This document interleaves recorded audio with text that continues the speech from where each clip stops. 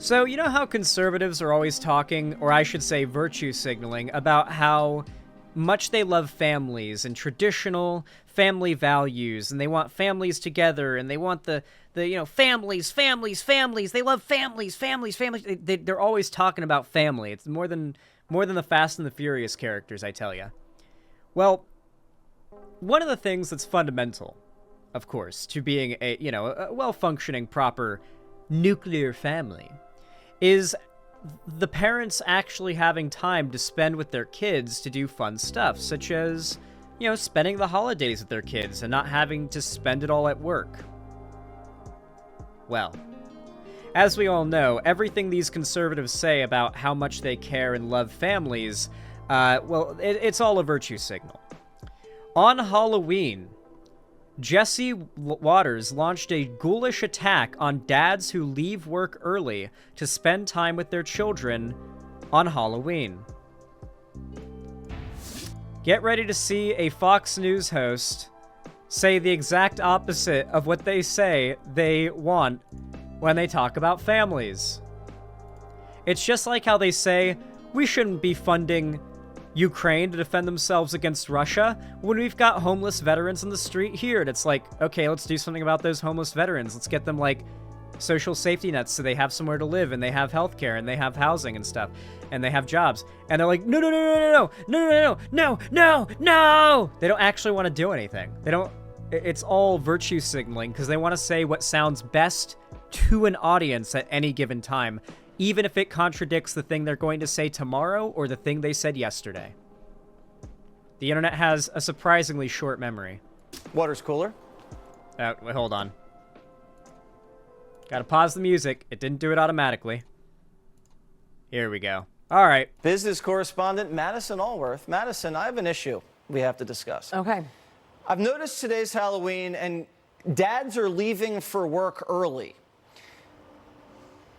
Now, I don't know if this is kosher, but dads are leaving for work at 4 o'clock while it's still light out to go trick-or-treating with their children.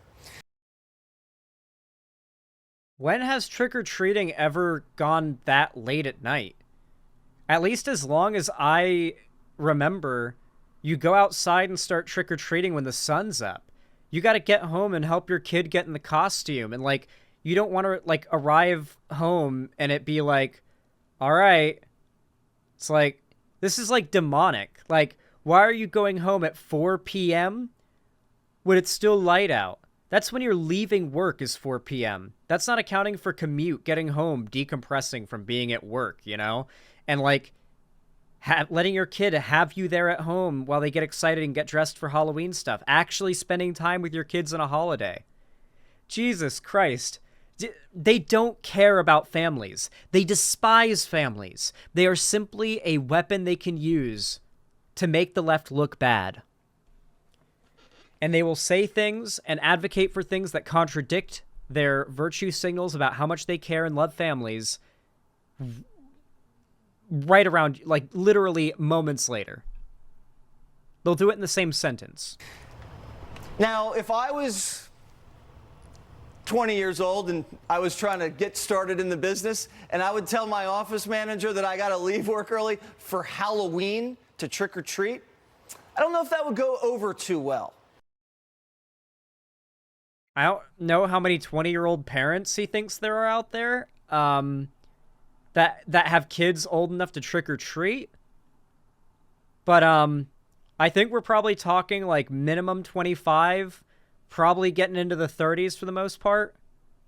When it comes to maybe even into the 40s, we're talking classic dads, middle-aged dads taking off work to go take their kids trick-or-treating. Because that's what you do. You spend time with your kids in the holidays.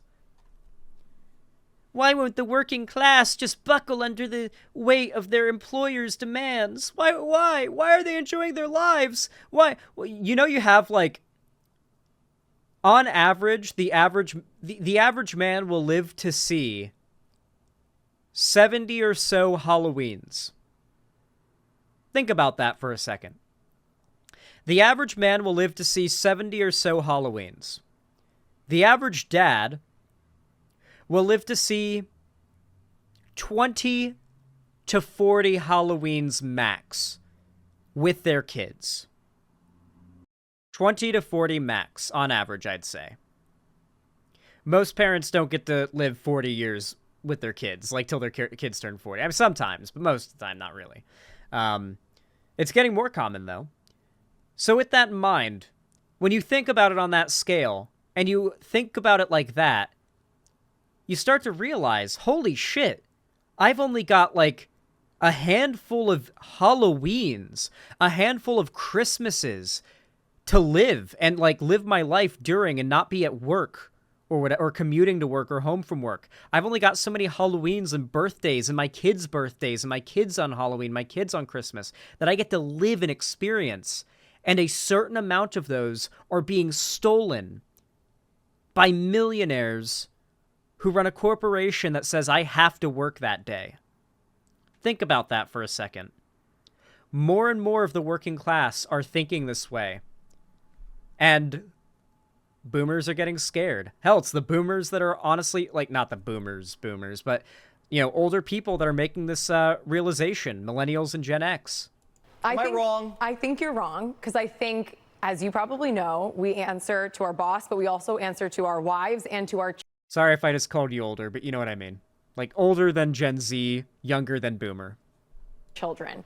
And I know that my dad had to come on Halloween with me because we were elite trick-or-treaters. We had a lot of candy. I possibly could not carry all of it. Where does that candy need to go? What do you mean?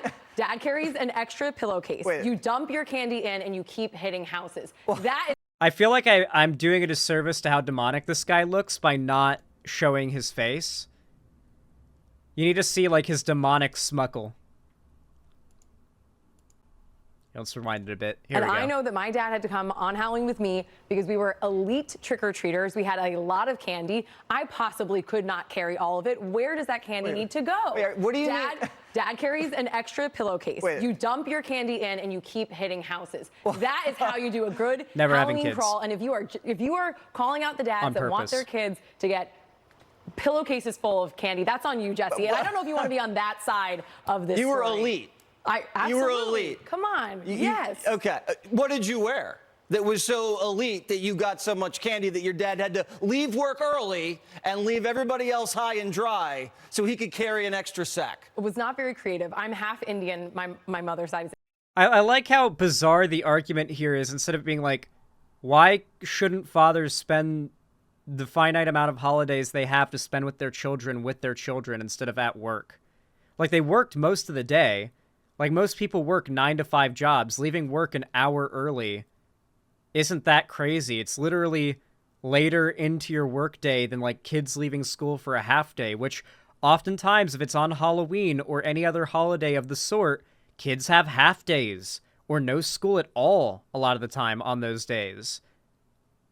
Because they recognize, like, if Halloween happens to be on a school day, it's like, well, kids gotta get home, you know, relatively early so they can get ready for Halloween. Not even an hour, half an hour? Yeah. On Halloween, what? Yeah, I remember multiple half days on Halloween. It was obviously in, like, elementary school, but yeah, it was nice.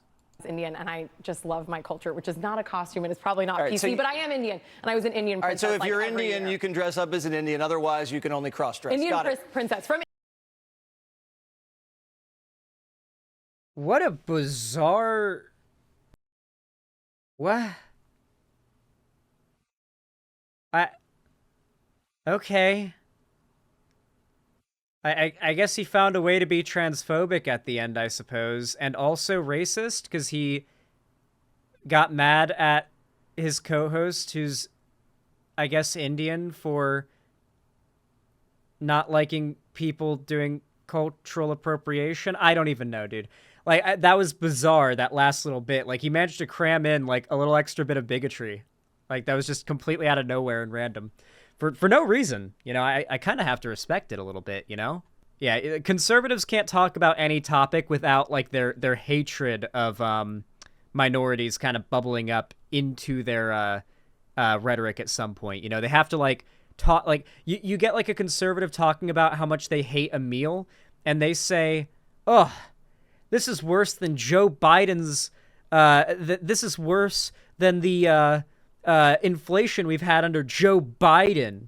You know, like, you'll go into a comment section of a video that's, like, literally the least apolitical thing ever. It'll just be, like, videos of animals doing random shit, and you'll just see one of them manage to find a way to make their comment, like, start about the video, but then end up with, like, shitting on Biden or praising Trump, and then a huge political argument starts in the comments. Like, these people are genuinely mentally ill. This politics, culture war shit, their hatred, their bigotry, it lives rent-free in their head, and they can't withhold it. They can't keep it in. They have to at least dog whistle it every once in a while.